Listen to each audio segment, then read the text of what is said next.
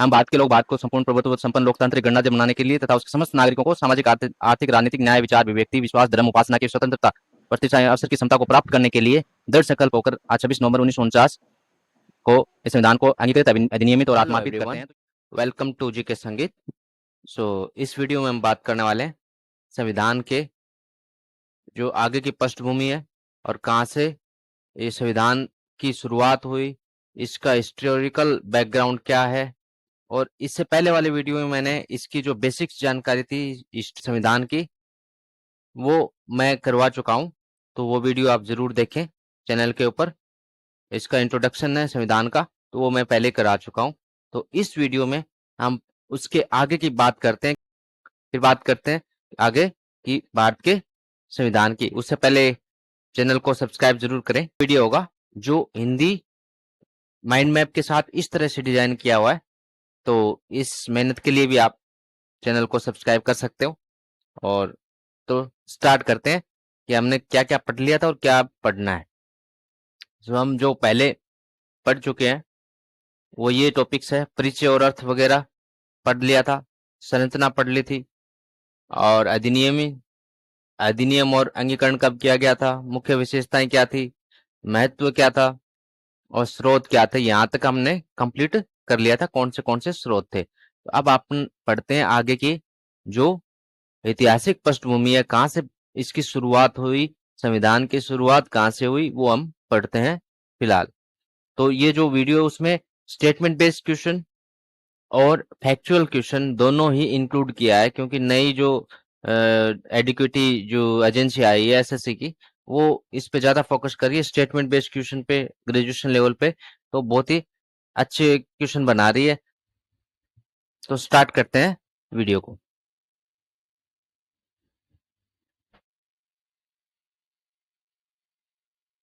तो सबसे पहले बात करें कि विनियमन कब हुआ। अधिनियम 1773 से स्टार्ट हुआ। इसका संविधान की जो हिस्ट्री है वो 1773 से स्टार्ट हुई, जब अंग्रेज ने चार्टर एक्ट पास किया था। यानी चार्टर एक्ट बोला जाए, विनियमन अधिनियम का मतलब चार्टर एक्ट 1773 में। इसमें क्या क्या था वो पढ़ लेते हैं कि ईस्ट इंडिया कंपनी के मामलों को नियंत्रित करना था इसका मकसद। बंगाल के गवर्नर जनरल को गवर्नर जनरल बनाया। वारेन हेस्टिंग्स पहले गवर्नर जनरल बने उस टाइम। और सुप्रीम कोर्ट कलकत्ता में स्थापित किया 1773 के एक साल बाद 1774 में। तो ये 1773 से स्टार्ट हुआ। फिर पिट्स इंडिया एक्ट आया 1784, 1784 वाला। तो इसमें कंपनी के वाणिज्यिक और राजनीतिक कार्यों को अलग किया गया, यानी व्यापारिक और राजनीतिक कार्यों को अलग अलग कर दिया गया और भारत में ब्रिटिश कब्जा कहा जाने लगा, यानी भारत में ब्रिटिश कब्जा हो गया। फिर आया था कि चार्टर एक्ट जो 1813 का था, उसमें कंपनी का व्यापारिक अधिकार वो समाप्त कर दिया गया था।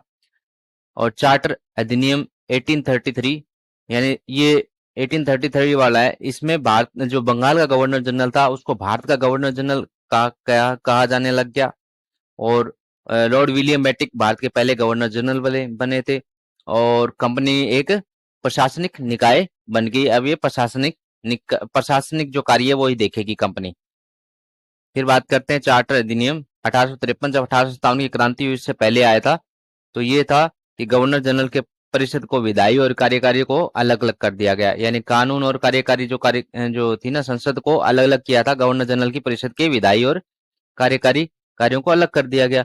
और सिविल सेवकों की भर्ती के लिए खुली प्रतियोगिता कर दी। यूपीएससी जो आज हो रहा है एग्जाम, तो इन एग्जाम्स के लिए उस टाइम 1853 चार्टर एक्ट में इसको खुली प्रतियोगिता भारतीयों के लिए भी खोल दिया था इसको। फिर भारत सरकार अधिनियम 1858, यानी उसके 1857 की क्रांति के जस्ट बाद भारत सरकार अधिनियम आया, क्योंकि जो अंग्रेजों को लगने लग गया कि भारत में असंतोष फैला है, तो उनको कुछ लॉलीपॉप देने के लिए ये कदम उठाए गए, जिसमें कंपनी का शासन क्राउन के शासन से बदल गया। यानी क्राउन अब वो जो महारानी एलिजाबेथ थी वो देखेगी वहां से ब्रिटेन से बैठ के भारत के राज्य सचिव का पद बनाया गया भारत के लिए राज्य सचिव का, ताकि क्या एक रिप्रेजेंटेटिव उसमें आगे कुछ बोल सके। गवर्नर जनरल को भारत का वॉइस राय बना दिया गया, यानी 1858 में वॉइस राय कहा जाने लगा गवर्नर जनरल को। और लॉर्ड कैनिंग है वो लास्ट तो गवर्नर जनरल रहे और फर्स्ट क्या बन गए, वॉइस राय बन गए। फिर बात करते हैं 1861 का अधिनियम है, भारतीय परिषद अधिनियम 1861 में वायसराय की कार्यकारी और विधायी परिषद में भारतीय प्रतिनिधित्व को बढ़ा दिया गया और विकेंद्रीकरण की प्रक्रिया शुरू हो गई। ये जरूरी है, ये विकेंद्रीकरण सेंट्रलाइजेशन है, उसको इसमें 1861 में शामिल किया गया, जिसमें सरकार के हाथ में सब कुछ रहने लग गया, विकेंद्रीकरण कर दिया गया।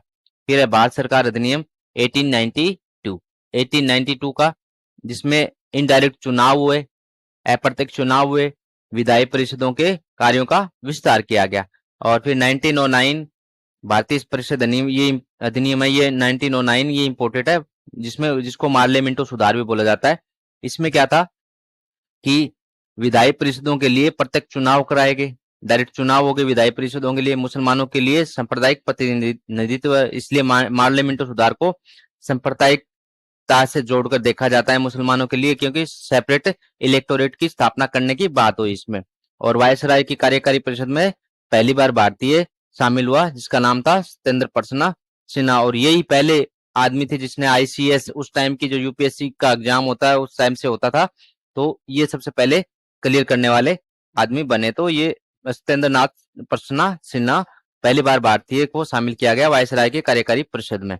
फिर भारत सरकार अधिनियम 1919 में यानी 1919 में मॉन्टेग्यू चेम्सफोर्ड सुधार की बात होती है, जिसमें क्या क्या किया गया कि प्रांतीय विषयों में द्वैत शासन की, ड्यूअल गवर्नमेंट की स्थापना कर दी गई।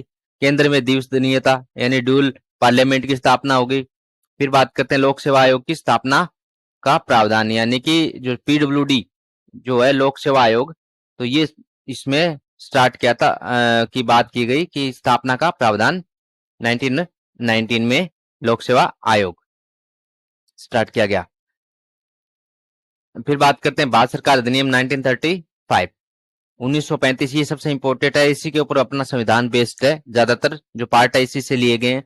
तो सबसे पहले अखिल भारतीय महासंघ का प्रावधान किया गया, संघ प्रांतीय समवर्ती सूचियों में शक्तियों का विभाजन किया गया, प्रांतों में द्वैत शासन की समाप्ति कर दी गई और प्रांतीय स्वायत्तता यानी स्वतंत्रता शुरू हो गई, इंडिपेंडेंट घोषित कर दिया। और संघीय न्यायालय की स्थापना यानी यूनियन जो कोर्ट है उसकी स्थापना की गई, क्या प्रावधान किया गया, यह है 1935 की बात। फिर बात भारतीय स्वतंत्रता अधिनियम 1947 की बात करते हैं। उसमें क्या था, 1947 में जब भारत आजाद हुआ तो उस टाइम भारत को स्वतंत्र, संप्रभु यानी इंडिपेंडेंट और ये संप्रभु राज्य घोषित कर दिया गया, और संविधान सभा को दोहरे कार्य, संविधान निर्माण और विधायी जैसे कार्य सौंपे गए। तो ये सारा हिस्ट्री होगी संविधान की कि कहाँ से संविधान बनने की शुरुआत हुई। तो ये बहुत बेसिक जो चीजें मैंने बता दिया, और इन सबको चार्टर एक्ट को जब पूरा मैं हिस्ट्री, मॉडर्न हिस्ट्री है उसका एक वीडियो मैंने पूरा डाला हुआ है, तो इसमें अगर आपको डीपली जाके कौन से जो वायसराय कौन से गवर्नर जनरल ने क्या क्या काम किए, तो वो मैं उसमें डाल चुका हूँ। एक वीडियो है पूरा वन शॉट है, जिसमें मॉडर्न हिस्ट्री के लिए इसके अलावा कहीं घूमने की जरूरत नहीं पड़ेगी आपको, तो वो वीडियो जरूर देखें। अब बात करते हैं कि संविधान के निर्माण की।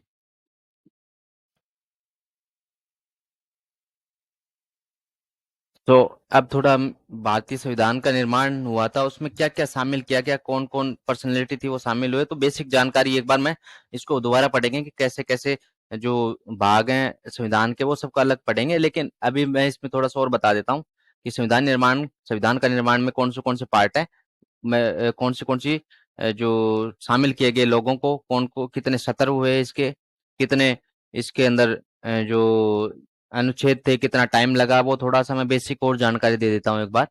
तो सबसे पहले मांग की गई 1934 में एम एन रॉय के द्वारा, तो सोशलिस्ट पार्टी जिसने स्टार्ट की थी एम एन रॉय, और 1934 में उन्होंने पूर्ण संविधान की मांग की थी।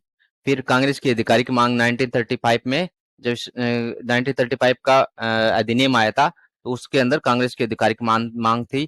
कैबिनेट मिशन योजना के तहत 1946 भी इसका संविधान की मांग की गई, और ये इसके आधार बने थे, संविधान बनने के आधार थे ये। यहाँ से मांग हुई, फिर यहाँ से आधिकारिक मांग हुई, कैबिनेट मिशन के तहत इसमें कच्चा चिट्ठा आ गया था कि हमें ये संविधान बनाना है और इस तरीके से बनाना है। फिर संविधान सभा में कुल टोटल मिला के 389 सदस्य थे।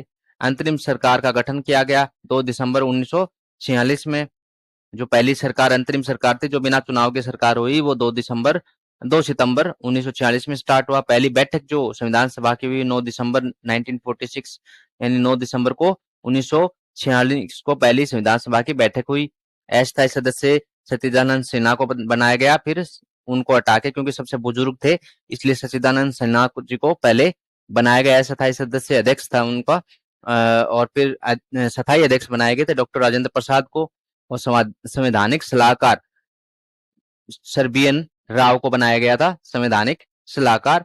उद्देश्य क्या था? नेहरू द्वारा 13 दिसंबर 1946 को प्रस्तुत जो रिपोर्ट थी उसके आधार पर उद्देश्य जो संकल्प नेहरू द्वारा 13 दिसंबर 1946 को प्रस्तुत किया गया। पहला जो कि संविधान का उद्देश्य क्या होगा, तो उसे उद्देश्य संकल्प बोला जाता है।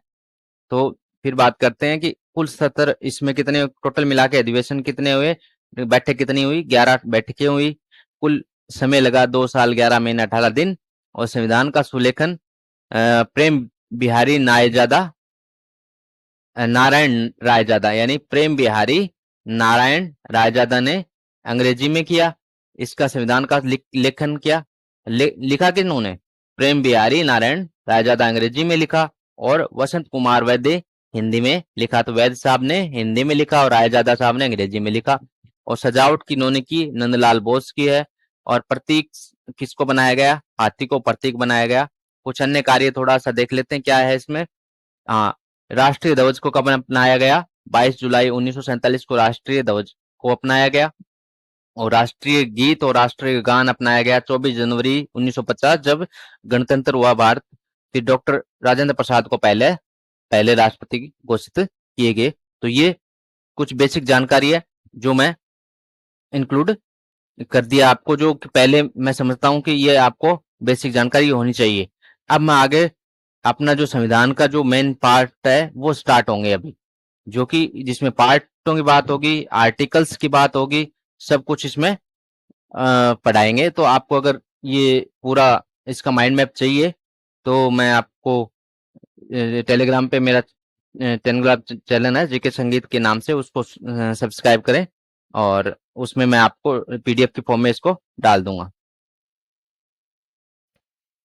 कुछ इंपॉर्टेंट बातें और बता देता हूं मैं जो आपको जाननी चाहिए, एग्जाम के फैक्ट के रूप में आ सकती हैं। तो देखो कि सबसे पहले निर्माण के बारे में तो हम पढ़ लिया। सदस्य कौन कौन और थे, सदस्यों पे थोड़ा सा और प्रकाश डाल देते हैं कि राज्यसभाओं के निर्वाचित सदस्य थे प्रमुख, जिनमें कौन कौन से थे? जवाहरलाल नेहरू, डॉक्टर राजेंद्र प्रसाद, वल्लभ भाई पटेल, श्यामा प्रसाद मुखर्जी और अब्दुल कलाम। 30 प्लस अनुसूचित वर्गों के सदस्य थे। और प्रथम सभापति सच्चिदानंद सिन्हा जी को बनाया गया, जिनको अस्थायी बनाया गया, और फिर बाद में डॉक्टर राजेंद्र प्रसाद को स्थायी बना दिया गया।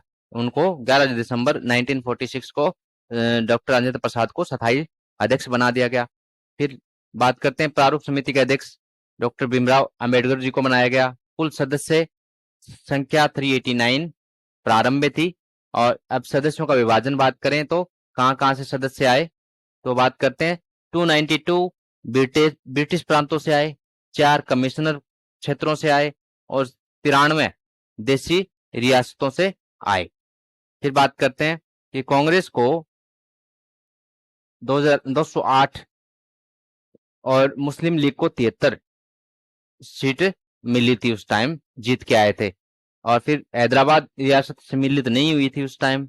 और जनसंख्या अनुपात का प्रतिनिधित्व था, तो 10 लाख पर एक है जो रिप्रेजेंटेटिव होगा, तो 10 लाख पर एक के अनुसार उनका प्रतिनिधित्व डिसाइड किया गया।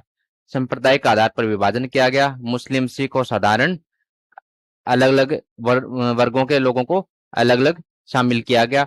और अनुसूचित जनजाति के 33 सदस्य थे, और महिला सदस्य इनमें 15 थी। और देश के विभाजन के बाद 31 अक्टूबर 1947 इसकी टोटल सदस्य संख्या कितनी होगी? 299, क्योंकि मुस्लिम लीग है वो कहाँ से ली गई थी? वो पाकिस्तान के लिए मांग थी, तो पाकिस्तान से ली गई थी, तो इसलिए वो शामिल इसमें 299 ही रहे। फिर बात करते हैं कुछ समितियां थी, उनके अध्यक्षों की बात कर लेते हैं। तो सबसे पहले नियत समिति जिसमें डॉक्टर राजेंद्र प्रसाद थे। संघ शक्ति समिति यूनियन पावर थी, वो किनके पास थी? वो थी पंडित जवाहरलाल नेहरू। और संघ संविधान की समिति यूनियन कॉन्स्टिट्यूशन, तो वो भी नेहरू जी के पास थी। प्रांतीय संविधान समिति, ये तो प्रांत जिन्होंने बनाए थे, यानी जो स्टेट को मिलाने में जिन्होंने सबसे ज्यादा एफर्ट लगाए थे, वो वल्लभ भाई पटेल। प्रांतीय संविधान समिति की संचालन समिति के डॉक्टर राजेंद्र प्रसाद। प्रारूप समिति डॉक्टर बी आर अम्बेडकर। झंडा समिति जे बी कृपलानी। राज्य समिति, ये ध्यान रखना कि ये प्रांतीय संविधान समिति है और ये राज्य समिति यानी स्टेट कमेटी अलग थी, जो कि पंडित जवाहरलाल नेहरू इसको ऐड कर रहे थे। परामर्श समिति पटेल जी के हाथ में थी। तो पटेल जी के हाथ में कितनी थी? एक तो प्रांतीय समिति थी और एक थी परामर्श समिति। और फिर बात करते हैं सर्वोच्च न्यायालय समिति, एस वारदाचार्य। मूल अधिकार उप समिति जे बी कृपलानी। और अल्पसंख्यक उप समिति एच सी मुखर्जी। और संविधान समीक्षा आयोग के एम एन भट्टाचार्य बनाया गया था। संविधान समीक्षा आयोग के अध्यक्ष थे वो M N Bhattacharya. H C Mukherjee का ध्यान रखना, अल्पसंख्यक का एच सी मुखर्जी को बनाया गया, मूल अधिकार का जे बी कृपलानी जी थे। और सर्वोच्च न्यायालय समिति यानी सुप्रीम कोर्ट के लिए एस वारदाचार्य। तो ये कुछ समितियां थी। और कुछ कार्य प्रणाली की और बात कर लेते हैं, क्या क्या था, क्या क्या हुआ था, थोड़ा सा रिपीट कर देते हैं। प्रथम बैठक थी 9 दिसंबर 1946 को नई दिल्ली में हुई। कुल बैठकें 166 दिन तक चली। कुल समय लगा 2 वर्ष 11 माह 18 दिन संविधान को बनने में। और प्रेस और जनता को स्वतंत्रता से भाग लेने की छूट थी। और मुस्लिम लीग के ने बैठक का बहिष्कार किया। उद्देश्य प्रस्ताव की स्वीकृति कब की गई? यानी जो जवाहरलाल नेहरू उद्देश्य प्रस्ताव लेके आए थे, उसकी स्वीकृति 22 जनवरी 1947 को की गई। और प्रारूप समिति ने रिपोर्ट पेश की और 21 फरवरी 1948 को प्रारूप समिति ने रिपोर्ट कब पेश की? 21 फरवरी 1948 को। तो 1949 तक ये संविधान है वो अंगीकृत हो गया और फिर अधिनियमित हो गया 1950 में। तो संविधान पर बहस कितने दिन चली? 114 दिन चली।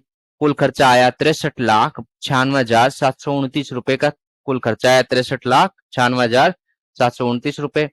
प्रथम वाचन यानी पहली जो भाषण हुआ था वो 4 से 9 नवंबर 1948 को हुआ। दूसरा 15 नवंबर 1948 से 15 से 17 1949 तक चला।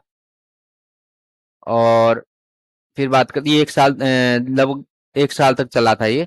तीसरा वाचन 14 से 26 नवंबर 1949 को। और संविधान पारित किया 26 नवंबर 1949 को, जिसमें 284 सदस्य उपस्थित थे। यानी उस दिन भारत के संविधान को अंगीकृत कर दिया गया कि बनके तैयार हो गया। 26 नवंबर 1949 को, उसी दिन भारतीय संविधान दिवस भी मनाया जाता है। कुल अनुच्छेद 26 नवंबर को 1949 को लागू किया गया। कुछ अनुच्छेद 26 नवंबर 1949 को लागू किया गया और शेष अनुच्छेद 26 जनवरी 1950 को लागू कर दिए गए। इसलिए संविधान अधिनियमित हुआ वो 26 जनवरी पूर्ण रूप से लागू हुआ। भारत गणतंत्र हुआ वो 26 जनवरी 1950 को मनाया जाता है, क्योंकि ये एक डेट है। 26 जनवरी 1930 की भी एक स्वाधीनता डेट मनाई जाती है, जिसमें जो पूर्ण स्वराज्य की मांग की थी पंडित जवाहरलाल नेहरू ने 1932 के अंदर 26 जनवरी को, इसलिए डेट चुना गया। अंतिम बैठक हुई थी वो 24 जनवरी 1950 को हुई और डॉक्टर राजेंद्र प्रसाद प्रथम राष्ट्रपति चुने गए 24 जनवरी 1950 को। ध्यान रखना, अंतिम बैठक 24 जनवरी 1950 को और डॉक्टर राजेंद्र प्रसाद राष्ट्रपति चुने गए 24 जनवरी 1950 को।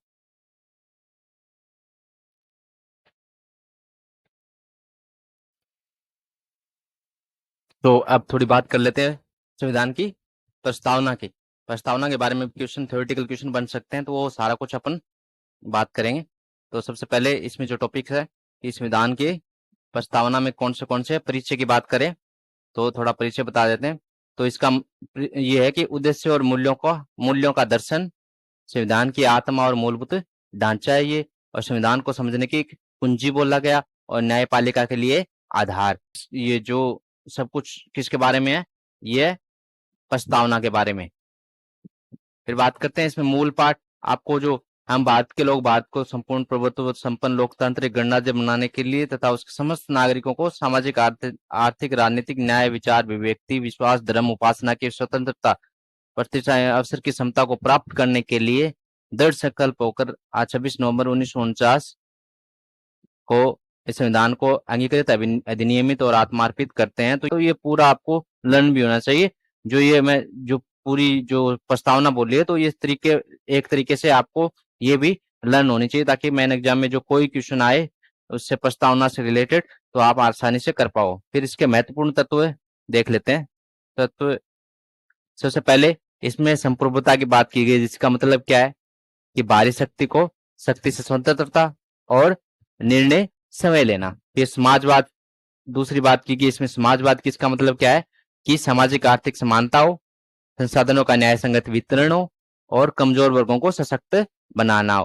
तो ये तीन इसके समाजवाद के पॉइंट हो गए। फिर पंथ निरपेक्षता की बात की गई इसमें, तो किसी भी धर्म को बढ़ावा नहीं दिया जाए, यानी धर्मनिरपेक्ष राज्य होगा और सभी धर्मों को समान नजर से देखेगा।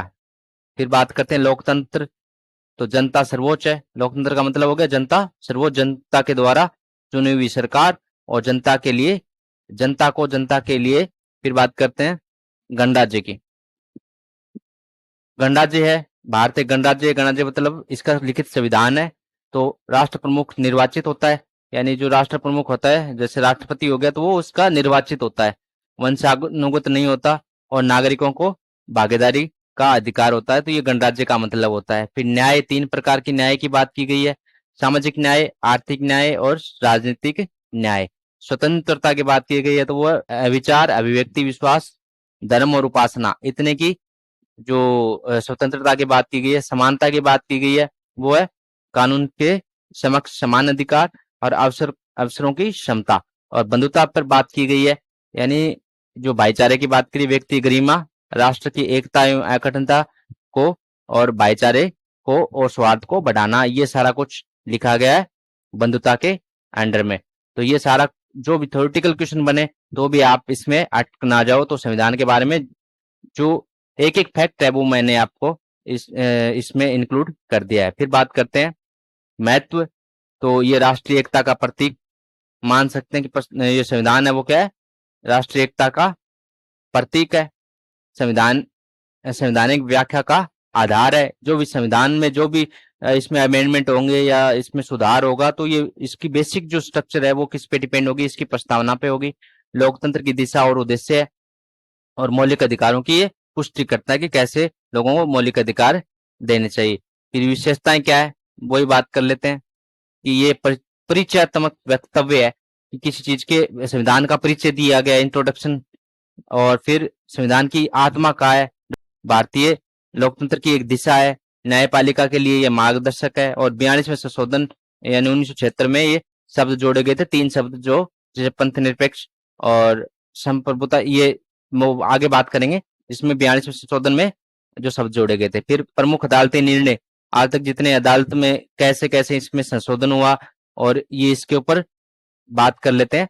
तो केशवानंद भारतीय बनाम केरल राज्य 1973 में हुआ, जिसमें मूल ढांचे का हिस्सा बताया गया प्रस्तावना को। बेरुबाड़ी 1960 में जो संघ मामला था 1960 में, उसमें संविधान का अंग इसको नहीं माना, सहायक अंग मानना।